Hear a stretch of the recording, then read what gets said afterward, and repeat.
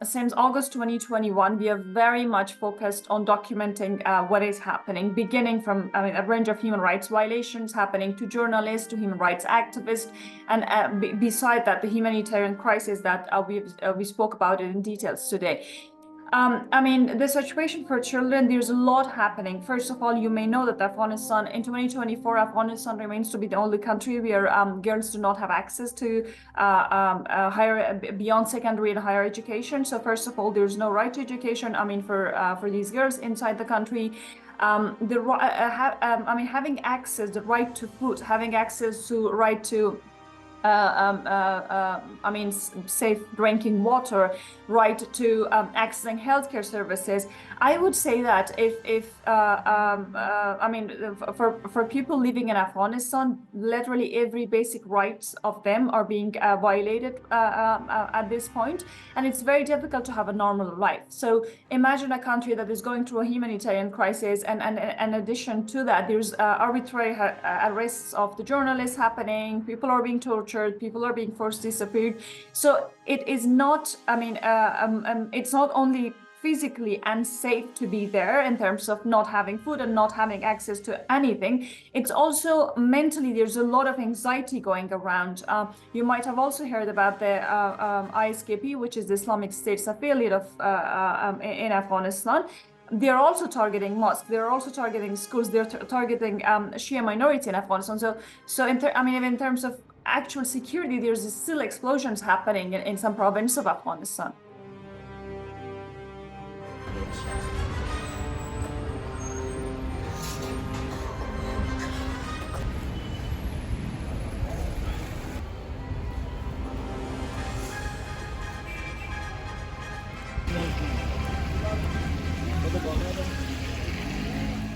There's no statistics on anything right now in Afghanistan. Access to information has become very limited, and we feel it every day that it's getting more difficult to get any information from inside the country. If the local media is not allowed to report independently about these issues, it's very difficult for organizations, a human rights organization, to document. So I won't be able to give you any statistic on this, and I don't think if anyone can actually give you any statistics on these kind of issues in Afghanistan.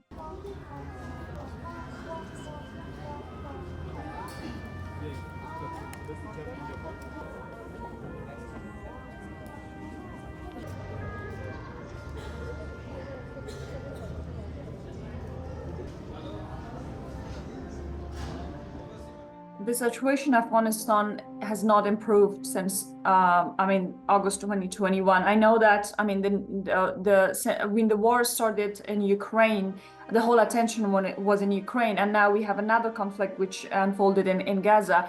So one conflict unfolding after another one means that the attention goes away. And the reason I'm mentioning this is that there is an ongoing economic crisis in Afghanistan.